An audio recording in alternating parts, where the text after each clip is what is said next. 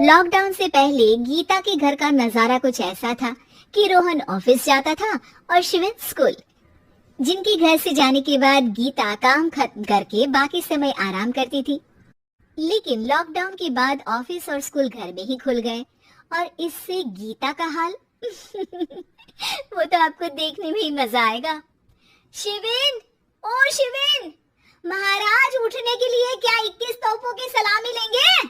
अरे बिस्तर से बाहर निकल, ऑनलाइन क्लास स्टार्ट होने वाली है। अरे तुम भी हद करती हो, स्पीकर की तरह चिल्लाने की क्या जरूरत है? दिख नहीं रहा मेरी कॉन्फ्रेंस चल रही है। अब कैमरा और स्पीकर ऑन कर रहा हूँ, मुझे कोई शोर नहीं चाहिए। इस पर जैसे ही रोहन लैपटॉप का कैमरा और स्पीकर ऑन करता है तभी कुकर की सीटी बजती है। करा लो अब इसे चुप। लॉकडाउन नहीं हुआ, मेरी मौत का फरमान जारी हो गया। दोनों बाप बेटे ने नाक में दम किया हुआ है। ऐसा बोलकर गीता वहां से शिविन के कमरे में पहुंच जाती है, जहां शिविन अभी भी सो रहा होता है। ओ आलसी, अब अगर 5 मिनट में नहीं उठाना तो आज तेरा गेम और यूट्यूब कैंसिल। माँ की बात सुनकर शिविन बिना 1 मिनट गंवाए उठ खड़ा होता है। उठ गया, अभी नागर भी आता हूँ। ये नाटक कहीं और, मुंह पर गीला कपड़ा मार और पढ़ने बैठ। शिविन की ऑनलाइन क्लास स्टार्ट हो जाती है, जिस पर गीता उसे वहां बिठाकर रसोई में चली जाती है। थोड़ी देर में उसे कमरे से कुछ आवाज सुनाई देती है, जिसे सुनकर वो कमरे में वापस आती है। हाय राम, तुझे क्लास अटेंड करने के लिए बोला था, कैमरा ऑफ करके बिस्तर पर नाचने के लिए नहीं बोला था। मम्मी मुझे कुछ समझ नहीं आ रहा, आप बाद में पढ़ा देना ना, वैसे भी अटेंडेंस तो लगी गई है।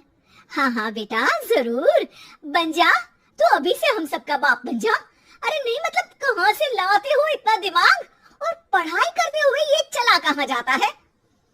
नाइस क्वेश्चन, दिमाग से पूछकर बता दूंगा। शिविन की बातों से परेशान होकर गीता उसे मारने के लिए जैसे ही आगे बढ़ती है तभी वो कमरे से बाहर भाग जाता है। अब शिविन आगे और गीता हाथ में चप्पल पकड़े उसके पीछे पीछे पूरे घर में दोनों घूम रहे होते हैं।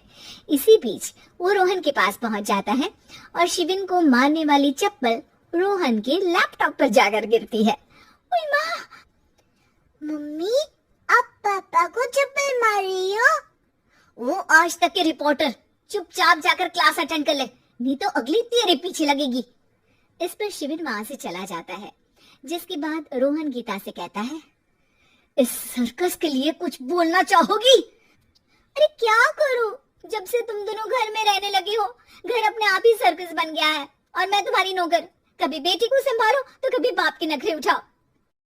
इन्हीं सब उथल पुथल में दिन बीतते रहते हैं, जिसमें हर रोज घर के अंदर कुछ नया सियप्पा खड़ा मिलता है, जो ज्यादातर शिविन और रोहन के ऑनलाइन स्कूल और ऑफिस से रिलेटेड ही होता है।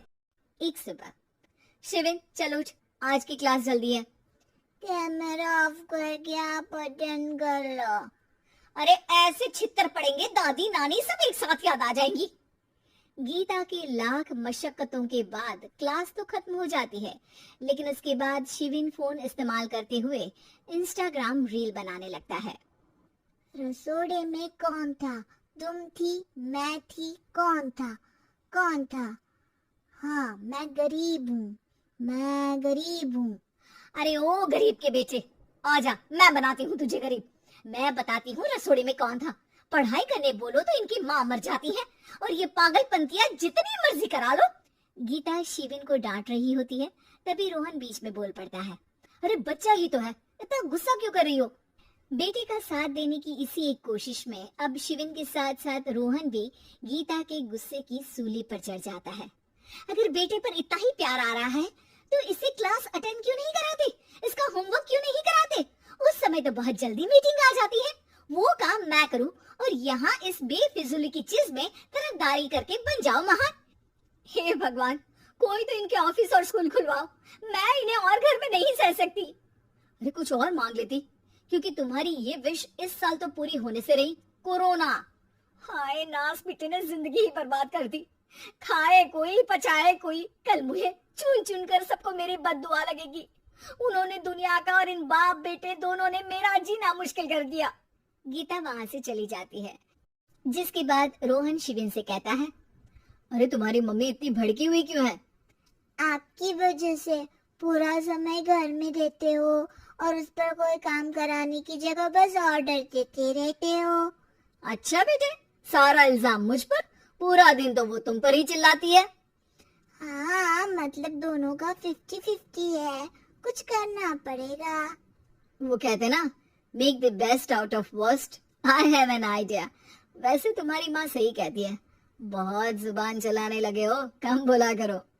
अगली सुबह रोहन और शिवेन अपनी गलती को सुधारने के लिए गीता के उठने से पहले घर का आधा काम खत्म कर देते हैं, जिसे देखकर गीता खुश हो जाती है और फिर बाकी बचा काम वो तीनों मिलकर पूरा कर लेते हैं।